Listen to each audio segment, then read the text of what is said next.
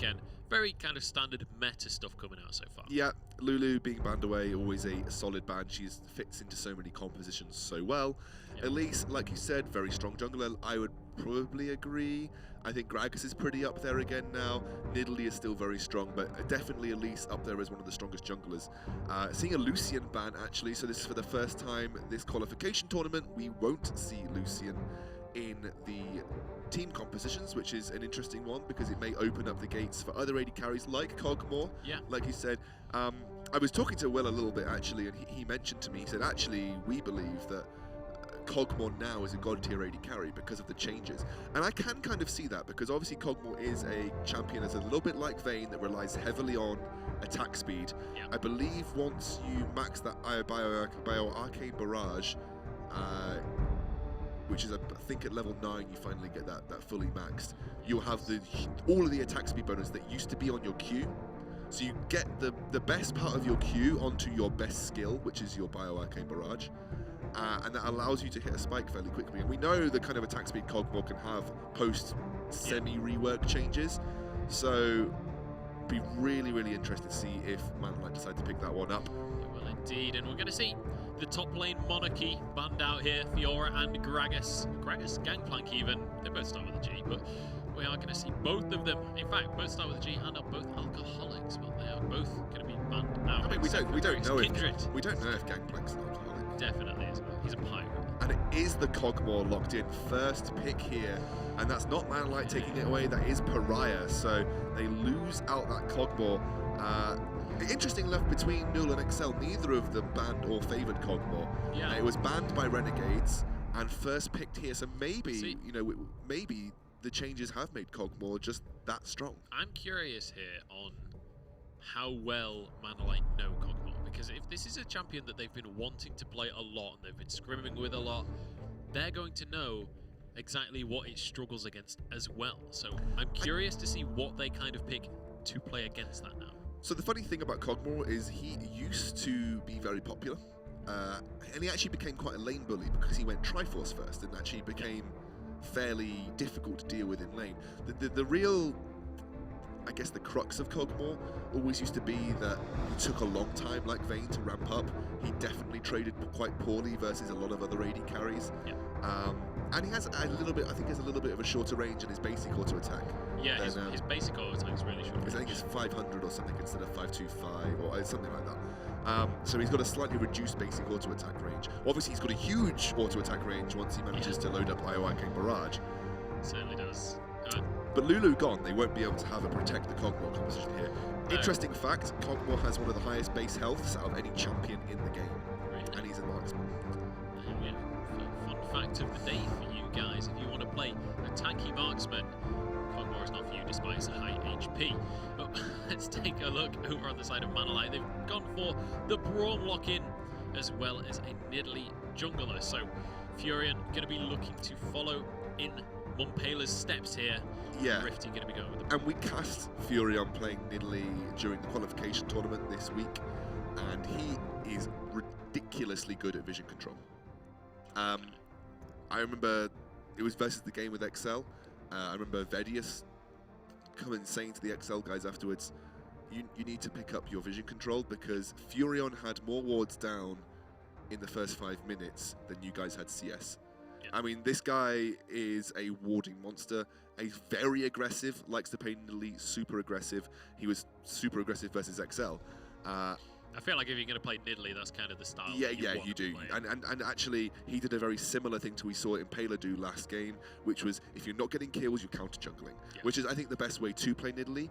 You want to either get into situations where you can have a 1v1 fight with the opposing jungler, or get ganks, or literally just take their jungle away, because you need the gold. So you need to. Your jungle alone is not enough source of income for a Nidalee. You need their jungle as well.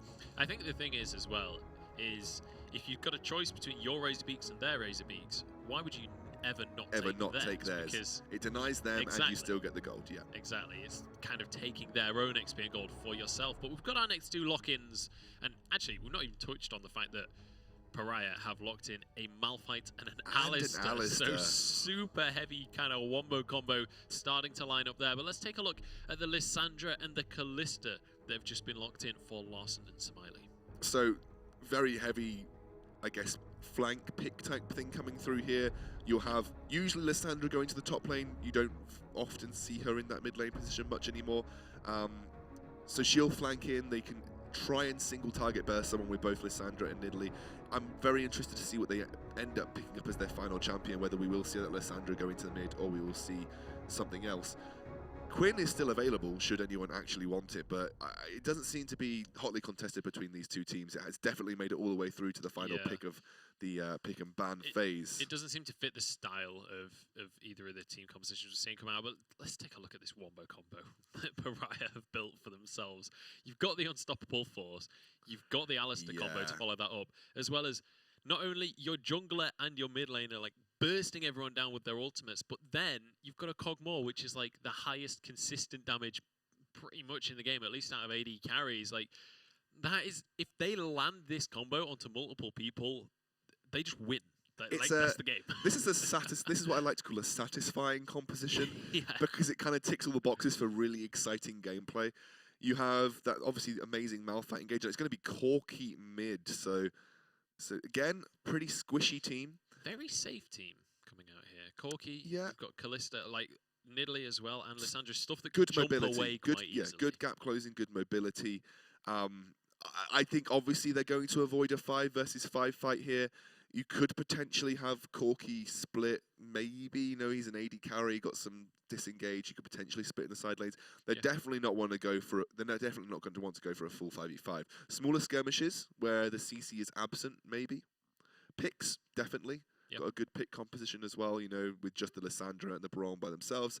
They don't really have any hard CC pick apart from the Lissandra ultimate, however, so I think finding the right situation for that will be hard for Manalite. But their composition, you know, is good in terms of the fact that if they do make a pick, they can very easily siege something with a double AD. They've got good poke with both Nidalee and the Corki. So there is a lot of stuff that makes sense in the Manalite composition. I'm looking forward to see how they run forwards with that in this game, because I think you're going up against a composition that if you get caught up in it, it's going to destroy you, essentially. It's kind of like you make one misplay and suddenly the game's flipped on its head. There's no way we will see a 5v5 from Manalite because they just lose. Or if we do see a 5v5 from Manalite, then I'm not sure why. Yeah. I mean, the only way I can see it happening is if they can avoid a lot of the CC. If they can avoid a lot of the CC, they can then get a flank with Lissandra and try and turn things around. Because you've got to remember, if the Malphite ultimate and the Alistair combo misses, then you've lost a lot of the key points of the composition from Pariah. So, looking here at the team sheets, this is Team Pariah. You have Sam Hodge, Vixie, Bartiono, Ronkas, and King Shul. Soul Sergeant in the top lane there, playing the Malphite. Bit of a change up from last season. Yeah. Few players in and out. Bartiono, I think. A couple of players that we have seen in other various teams and things. Bartiono, I believe, off the top of my head, was in TCA last season. I believe. Don't quote me on that. Sam Hodge as well, we've seen around the scene in general. But a couple of new faces as well coming out there for Pariah. I believe, I'm not 100% sure, Vixie might be Victorio. Victoria, yeah. Who was on Pariah, I believe, last season. But I can't confirm that is necessarily the same person. Anyway, Manalite is going to be their opponents here. We're going to have Haddo, who was Choke's support at the end of last year. We're going to have Smiley as our AD carry. Larson in that mid lane. Challenger player that's been around for quite a long time. I don't know if he's necessarily been in the UK scene very much, though. Is I believe, Swedish player off the top of my head. It would, I guess, just, you know, from the surname, you're thinking Nordic. Yeah, as well. And then we've got, obviously, Rifty and Furion in top and jungle. So, I mean, we'll see how these two lineups are going to be able to collide with each other. And, I mean, Manalite, as you say, they've been putting a whole lot of not just time and money, but a lot of kind of passion into this. They're really, it's like what we were saying for the Null before. This is really them giving it their all. This is absolutely everything coming out from them, and they've been putting in a whole lot of time and money into this team, and fingers crossed for them, it is going to pay off. Yeah, I mean, they, like you said, very rigorous training regime. Yeah. They've produced results, which has been probably the key thing for Manalite. Although they didn't have as much success, I think they were mainly aiming to try and get versus Renegades in the final of the tournament this week, but neither of them managed to make it, actually. So I think they feel that their biggest competition is Renegades. And they definitely have had good games versus Renegades in the past. I think they were the team that took Renegades the furthest, I would say, out of any of the teams that we've seen play them. I think so, yeah. Obviously, XL beat them, but it was in kind of different circumstances, one would say. It was a slightly odd competition. They had Alicus subbed in the mid lane, and Impaler was playing AD carry, so it wasn't quite. It wasn't quite I guess R&B playing at the top level, but they definitely weren't trying to lose because XL just outplayed them in a lot of senses in that game. But Manlight definitely feel like Renegades are their biggest competition, and I think in a full 5v5 from what we've seen from both these teams, Manlight definitely took Renegades pretty far with it, but Renegades eventually managed to win out. So I think they'll be looking to seek revenge as we slowly get onto the Rift here. Yeah, we are going to be jumping into the game in just a second once the players load in and the spectator delay is done. I like that now we're starting to see a few different Keystone Masteries. It's not just 10 Thunderlords every single game. We're actually starting to see some variation in terms of what Masteries people are bringing to the games. But we are on to Summoner's Rift, ladies and gentlemen. So let's head on to the map and let's get this game underway. Our third game of the day and of the entire season. Let's see if Manlight can take on Pariah or whether it's going to be Pariah taking this victory home. Yeah, so you see most junglers go for Strength of the Ages here, which is basically... It's a Keystone Mastery that helps eliminate a lot of the weaknesses of some of these squishy junglers like Nidalee, and to an extent Graves. He's not that squishy, but still is marginally squishy. It gives them a free 300 health from just clearing the jungle. And then once you get 300 health, it allows you free sustain in the jungle. You manage to get back some of your max HP. So it is one of these Keystone Masteries that kind of remedies a lot of the problems at picking Nidalee, and I think it makes Nidalee a far safer pick as well, as we're potentially looking to see a lane swap of some sort maybe coming out here. Look, oh no, they are. I thought this last time. They're going back just to try and block the minions to try and allow the wave to push towards them. So they're trying to delay the minions. They're trying to block their own minions as they walk towards lane, and it just gives them a slightly advantageous position when they get towards that bot lane matchup. But it does mean I think they will potentially go for the Grump here. They've done a very good job of it here. It's one of the best. It's one of the best blocks that I've seen in a little while. Do you want to just explain what this actually achieves for them? So that singular melee minion will get there first and take more damage. And that just means that the wave will slowly push towards them after having taken Grump.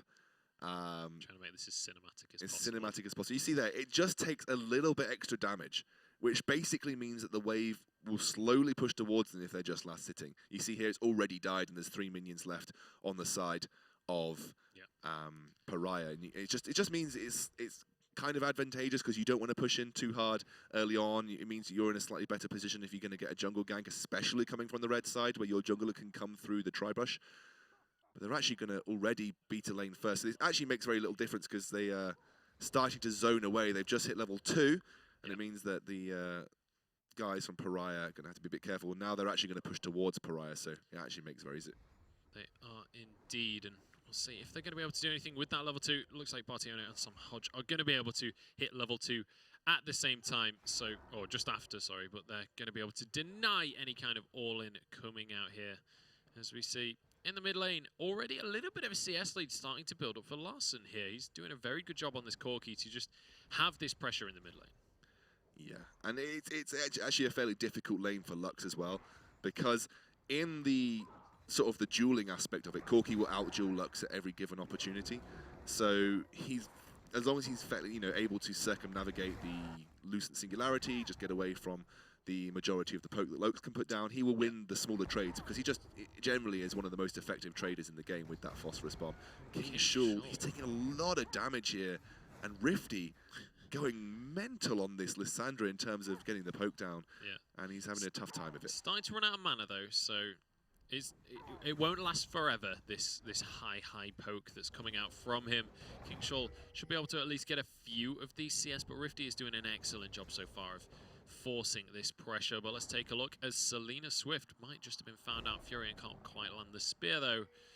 And Furion, very, very aggressive position. And this is exactly what we were saying about how you have to play the Nidalee. Yeah, and actually he's going to come through and try and get some counter jungling done here. This is what Furion does. Oh. I think Selena Swift got that because he hit level 4. Yeah, Selena Swift got it, yeah. I think he smited it away. But this is what Furion does. And look at the wards he's already started to place in the enemy jungle. You've got a ward near the Wraith camp. He's got good coverage around the dragon as well. And you'll start to see once he gets that Tracker's Knife, he's very aggressive with his warding pattern. Likes to be in the enemy jungle, putting as much vision down as physically possible. And Shul, now the wave pushing away from him is going to be more and more difficult for him to survive in this lane. I imagine he'll have to go back pretty soon. Yeah, absolutely. And now we see a very, very slow start to this game for both teams, and kind of not surprising, really, considering the compositions. I mean, a wombo combo team, you don't really want to be fighting before you have that combo available for yourselves, especially when you've got a cog more in your squad. You don't really want to be going for those early fights at all. They've got a triple threat as well with the fact that they've got Graves jungle. I love Graves jungle just because he does provide that much of a threat from the jungle, and also you've got almost a quadruple threat coming here. It's Furion going aggressive onto Selena. Of threats from the jungle, Selena doesn't manage to land that end of the line onto Furion, who smites away the scuttler and then pounces out into his own jungle again. So nice little play from Furion. Is going to be able to steal away that vision. He actually shot it against the wall the wrong way, which is, I guess, a mistake on that part. Mistake! But I've got to say, I just love how aggressive Furion is in the jungle, especially on a champion like Nidalee. I actually think it'll be fairly difficult for him to go toe-to-toe with Selena on this Graves because, you know, Graves can jump away with that quick draw and then start to get the damage down. So I don't think he wants to go for an all-out duel versus him, but he's doing a good job of applying pressure, in making sure that the vision is controlled by him. He got both the bottom River Scuttler and the top River Scuttler, just, you know, providing that extra layer of security for both his top lane and his bot lane. Yeah, absolutely. Let's take a look across the board. Let's have a look at the numbers so far. We are starting to see a little bit of a gold lead start to stack up in favour of our red team here. Oh, Bartiano getting hit there by the Q of Haddo. But we are seeing a 10 CS lead in this bottom lane, as well as a very small CS lead starting to build up in that top lane as well. However, there is a huge wave for Rifty to grab hold of in a second, so that should extend a little bit in the next couple of seconds. So really, really good start here for Manalite in terms of just lane general dominance. Yeah, exactly, yeah. Yeah, lane, they are very dominant in their lanes, but they are playing lane dominant matchups as well. You know, that is Rifty will always beat a Malphite pre-6 especially. That bot lane, they had the advantage. They, you know, they got to lane first, they got the level 2, so they kind of held the precedent from there. And a Cogmore, he's not going to be looking to fight in the early portion of the game, especially before he's got any of the items needed to make sure he can trade in lane. I'm actually kind of interested to see where the build will go with Cogmore this game, because there are multiple ways he can run with it. We know they generally tend to like to go Runan's Hurricane because of his Bioarcane Barrage and how powerful it is. Yeah, it's just what items he may get before he gets to that point. And Larson's picked up the Sheen as well. That'll be really helpful for him in a trading scenario. Yeah, absolutely will. Up against that Fiendish Codex of Vixie. So both of them relatively decent power spikes. We'll see if Vixie does opt to go for that Morella Nomicon. Certainly a great item if you want to go for that early CDR and that early sort of power spike that you do get from that. And often what we see is when they go for the Morella Nomicon, that's often a kind of a pathway to try and get some pressure on Dragon, but Furion's in trouble. Beautiful unstoppable force. That's the laser coming through, and Vixie picks up first blood. Wonderful collapse by the guys from PRA. They just punished the aggression of Furion, who I think kind of overstepped his bounds. Rifty was pretty low. Oh, an aggressive move in the bot lane. Yeah, there is indeed. Bartiano trying to get in. Haddo, that's the wrong way, buddy. Taking a huge chunk of damage. Haddo bouncing away from that one. And that is just going to be both teams kind of disengaging there. Don't worry, my friends will tell you that all the time. I do that all the time. I always turn the Braum shield the wrong way. Yeah, it's true. It's I've died to that before in the past, to Kiernan's Braum. But oh dear. But no, I mean, it's starting to see. They're starting to ramp up a little bit now. They're getting a little bit more aggressive in the way that they're playing. And it's a good first blood as well for Vixie on this Lux, because, you know, if he can make a catch against this team, someone will die. Because it's a super squishy team. It's a bit like the team we saw from the Renegades Banditos. Everybody is easily caught up in a Lux binding and completely 100 to 0'd. So good for the early gold to go over to Lux, because it just means that should that happen, then you know, someone will die. He's kind of struggling in lane though. You can see he's, you know, almost 20 CS down to this Corki, just because he can't get close to Corki and trade with him in lane, because Corki is such a ridiculously good trader, and he's already picked up his Phage and his Sheen, so very nearly at that Triforce. Yeah, absolutely, and if he can get onto that Triforce, that is going to be a huge power spike for him. Larson going to be able to grab himself that blue buff, is currently holding that special delivery, that package. We'll see if he's going to be able to do anything with that one. Just a third of the duration remaining. So if he does want to make a play with that, he needs to make it happen soon. And it looks like bottom lane might just be where that goes on. Is trying to find some... He's getting pinged because there's good ward coverage. Yeah. Good defensive ward coverage from Pariah here as Selena Swift trying to... Oh, the... Doesn't quite land anything. One more auto attack on that ward would have finished it, and does end up using the package just to escape there. So the pink ward survives. Probably not for long. Furion there. He doesn't look like he wants to let that happen. He's going to stroll on in and finish that one off in the end. So decent vision coming out once again, as you say, from Furion. Certainly something that he likes to focus on. He's going to be able to be well aware when anything goes on around that bottom side of the map. Interestingly enough, he's having to play a little bit more defensive after the loss of that first blood. Versus XL, he was consistently in their jungle over and over again and was not punished for it. Pariah, however, have managed to punish him. They have managed to get that kill on him and maybe knocked his confidence a little bit. Maybe thought, actually, I shouldn't be roaming into the enemy jungle quite so much. You know, the one saving grace right now, and the reason that there is a gold, it's just there's CS advantages across the board, really. Yeah, just look at the mid lane. Yeah, mid lane is just 30 huge. CS in 10 minutes. That's absolutely insane. And when I mentioned CS like 3 minutes ago or something, that was even. So that's like in the last couple of minutes, he's managed to increase that so much. I don't even know how he's managed to do that. Yes, the Cogmore Gwynsu's Rageblade, probably one of the most ideal items for the AD carry. He can stack it about as quickly as a melee champion. I think he got the kill. He did. He did. Furion was there and just picks up another kill onto the jungle. I'm not 100% sure what happened there. Missed that one, but that is going to be 2 kills coming across 2 mana like there. So nice, by the looks of things, counter gang coming out from Furion. Yeah, this is a really, really powerful item for Cogmore. Like I said, it provides a little bit of an item spike for him, and he can stack it because of his W just as quickly as melee champions are. So you can very quickly, with Bioarcane Barrage, get to 8 stacks of the Gwynsu's Rageblade. I think that's part of what makes him so powerful, just having that item. It synergizes with the fact that he scales with both AD and AP, so any abilities that he uses at the 8 stacks of Gwynsu's will be amplified. And in general, AoE damage on an absolutely ridiculous range. I mean, who's going to say no to that? No, that's absolutely true, and that is going to be coming into play later on.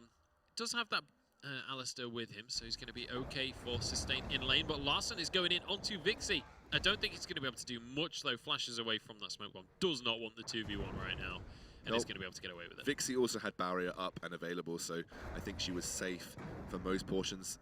Swift is having a bit of a tough time making his presence felt. He's definitely behind, hasn't finished that jungle item yet. Let's look at Furion again, aggressively moving in, clearing that pink ward out, knowing that no one can duel him. And Swift quickly swept to the side with a decent spear. And you look at Furion, this is exactly what he's known for. In there, lit up the entire red side jungle, counter ganks on his way out, and maybe even looks to make a gank happen. But no. Even leaving the little Krug there just so it won't respawn. That's just mean at this point. But we are going to see him. He shortly will start to build up that CS lead now that he's got the counter jungle in on the go, and as well that vision control in the bottom side of the jungle. That's going to give them so much pressure on this dragon in the next few minutes. Yeah, this is probably one of the latest we've seen anyone go for dragon out of the games we've had so far. It hasn't been a point of contention just because of how the game has panned out, but Manalite definitely in the driving seat for it. You know, Sam Hodge, yes, he's got that Gwynsu's Rageblade, but he's not exactly going to be one-shotting people. You know, that's the later cog that we tend to see. Swift is going to take this blue buff, give it over to Vixie, as I think Furion looking to counter jungle the red buff here. Maybe he does put the trap down. Just press tab to check timings on red buff. You've been playing too much. You've been playing. Yeah, but we are going to see maybe him coming down to this bottom lane. Furion certainly has an opportunity if he wants to go for it. I don't think he's quite sure of the red buff timing here, because he's been hanging around it for a very long time. Yeah, I'm not sure. He's going to pick up that Razor Beak, though, for himself, and he's going to leave up those little ones as well. Could have picked up a couple of them just for the mad banter, but Furion going to head over towards this dragon now, and that should be relatively easily picked up here for Manolite. Yeah, I don't think that they can do anything from the side. It looks like Alistair is just sniffing around, but this Cal won't find a grazing patch here. He'll have Collateral to, damage came out there from Selena as well. probably just an attempt to steal it out, you know. It's got a pretty short cooldown as far as ultimates go. I believe it's like 90 seconds or something, so he's probably quite happy. So here we are. Teleport coming out from, or back. We've got a bit of a fight going on. Sam Hodge is going to be locked up by Lysandra. A lot of damage coming out there from the Frozen Tomb, and now Rifty is looking for more. He's going to be trying to CC. Actually, the Cathian Surprise is going to pick up a counter kill onto the Haddo, but Bartio Nope is going to nope on out of there. King Shaw does manage to get a two-man knock-up with his ultimate, but it's all going to pot for Pariah as another couple of kills come out here. Oh, but the laser comes out from Vixie. That's another kill and turns it into a 2 for 3. 2 for 3 is not bad whatsoever. I actually took a moment to register that what was actually going on with that Lysandra. I think Lux has to be very careful here because she could go down easily as Larson looking to make that aggressive Valkyrie play.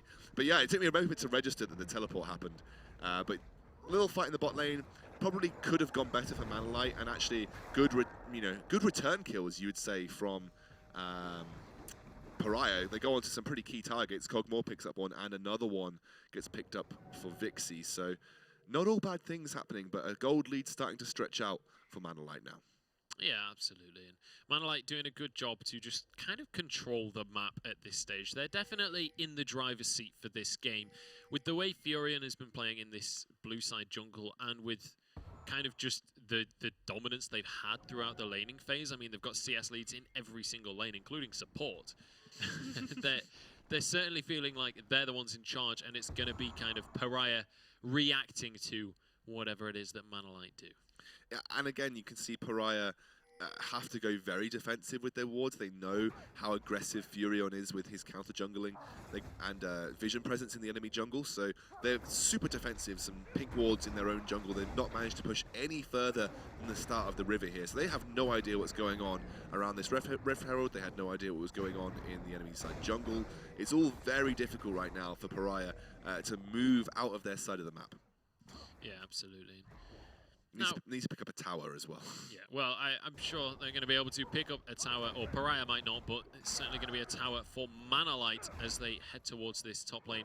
With that Rift Scuttler buff, Rift Herald, sorry, they should be able to head towards this tower, and it's incredibly low, but looks like they've sort of changed their mind a little bit. Selena Swift going to be able to clear out that wave, and now we're going to see Sam Hodge heading up towards this top lane as well. Just a couple of auto attacks would be enough, but they've found themselves in a 2 versus 3. Nice block from the Haddo with the Unbreakable, blocking so much damage, and now Bartiono is going to have to use that Unbreakable will just to try and stay alive in this one. Sam Hodge hasn't been able to get any damage down in this fight, and they go for the re-engage. They're looking for Bartiono, but they're going to find it. The Ren finishes him off. Larson came in from the side and picked up the kill onto Selena, and that's going to be the double kill for Smiley. That Rend just annihilating health bars right now.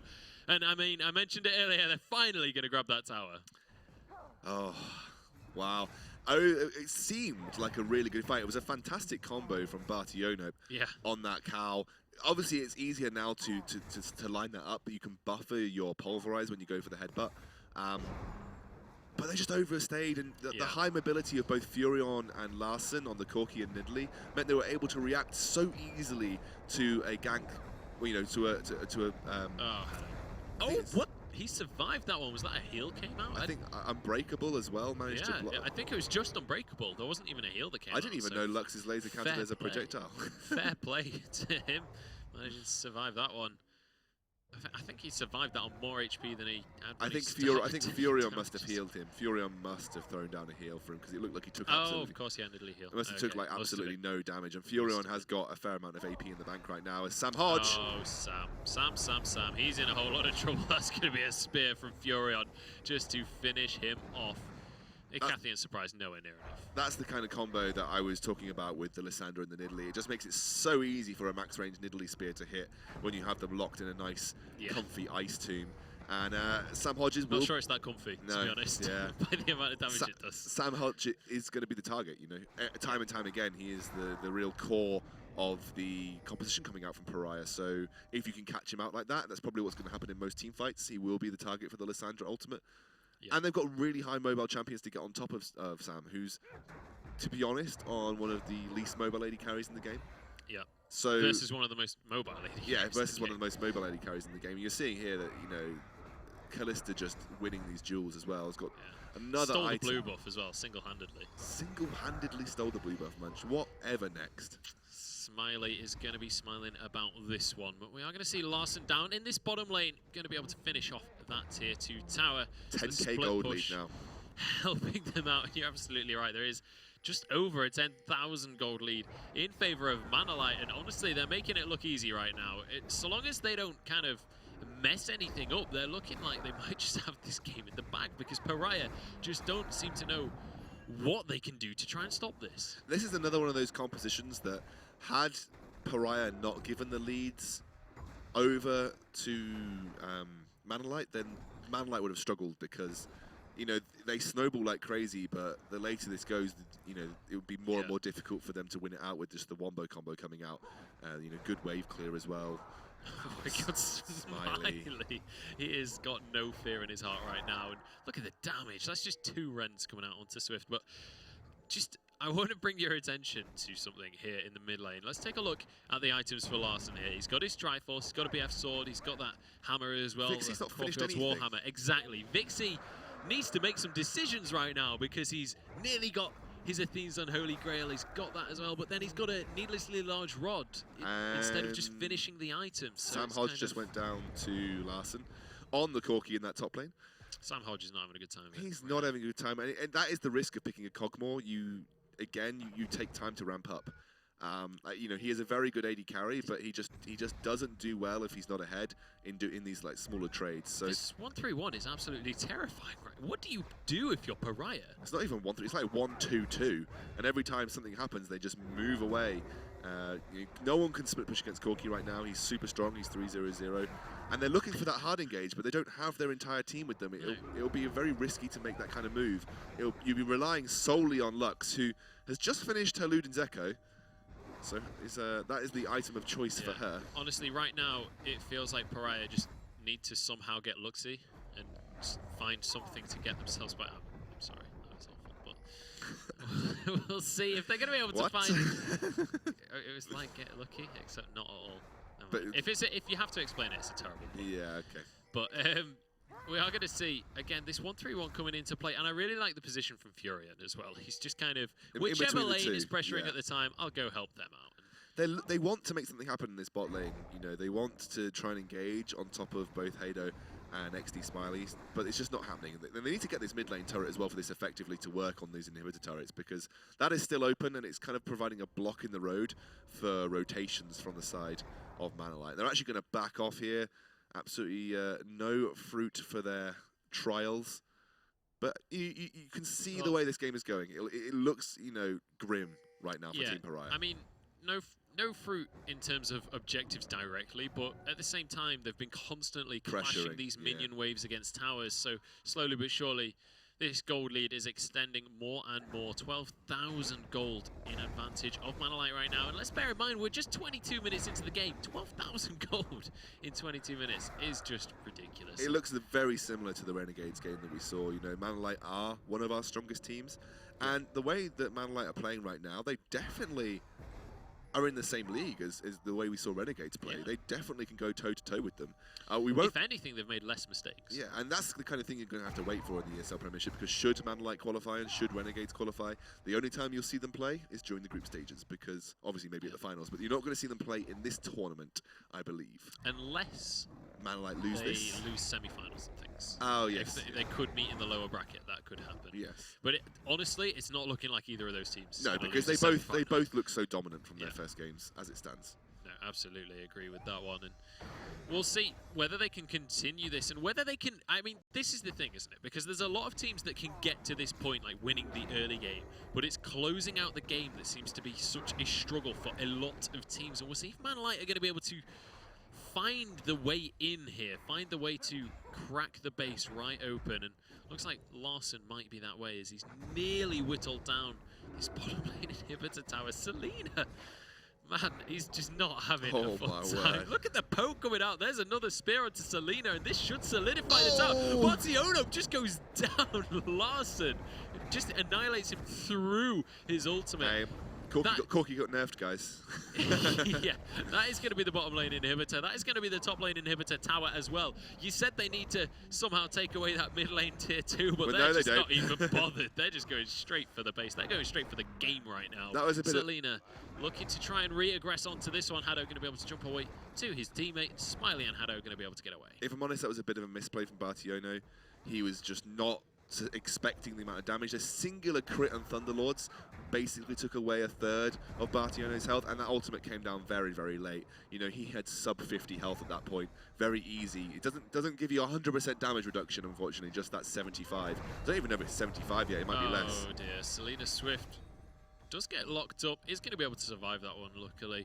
Larson's damage didn't quite do enough to finish him off there, but they're still going to be pretty happy with that. Anyway, it is going to be the Lissandra ultimate on cooldown for Rifty, but it's already a quarter of the way done. When people are done basing and things, it should be back up again, especially in time for this dragon. Should that be the next objective, it'll be up in just a minute and 15 seconds, or they can always look towards the Baron, which they have just started off. I'm not sure they can do that without the rest of the team there, though. Yeah, I mean, Baron likely, you know, is a very obvious and decent call with the Kalista to take the Baron now and then just look to pressure down the mid lane.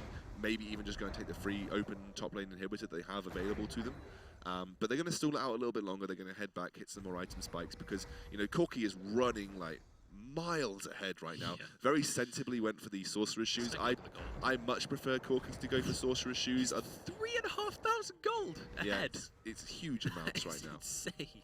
And look at bot lane as well, in fact, 4,000 gold ahead. This is just insane, the amount that the carries are ahead of their respective opponents. Yeah, and they just had such a good time this game as well. I mean, Sam Hodges had a terrible time. He's been picked on left, right, and centre by this heavy CC of Rifty, and just unable to do anything versus the high damage output of Larson, Smiley, and Furion, who have all managed to had a taste of the action and taken down a Cogmore at one point or another. Now they're desperately defending this mid lane in a turret with their lives, but they're just leaving Larson able to walk up towards this top lane. Soul only got 1.5 items. You know, he's got a Giant's Belt and a Spirit Visage. He's really starting to slack behind the Lissandra as well. I mean, it's to be expected. He had a tough time. He's 100 CS down on Lissandra. Yeah, I mean, Malphite is one of those champions where you can kind of get away without items, but at the same time, you can't afford to be like 5,000 gold behind your lane. You can get away with without items just for the fact that if you have something to follow up with, if your team can follow up on your ultimate and you don't need to survive once the ultimates come down, then yes, you can certainly get away without any items. But the way it stands, you know, he's going to need to survive longer than just his ultimate if he wants to have an impact in the game. Selena Swift going up towards... Larson just strolled in and took that inhibitor. No contention. Selena Swift was looking for a way in, but, I mean, who can fight Larson right now? Nobody can 1v1 him, and if they commit more than one person, then they lose this mid lane tower. But if they don't, then they lose the inhibitor, which is what has happened. And now the mid lane towers are going down as well. I mean, this has got to be surely just like one final try. You've got to go for the wombo combo right now. That's what your comp is designed for, but Vixie has been found out and just annihilated. Bartiono is all alone, and the Ren should finish him. Rifty picks up the kill in the end, but that's just two straight and simple kills coming out here for Manalight, and they're looking for more. They're not done just yet. Selena just going to jump onto Fountain right there, but they can't even do damage back. Larson just annihilating health bars. And look at this, they can't leave the Fountain right now. The Nexus towers are slowly but surely falling, and Manalight with an incredible performance, just looking indomitable. We are going to see Larson ruin his KDA just at the end there, but that is going to be the end of the game. Bartiono rage quitting right there with the Alt F4, and that is going to be... skip the defeat screen. Yeah. but I mean, Manalight, just phenomenal performance. Yeah, I got to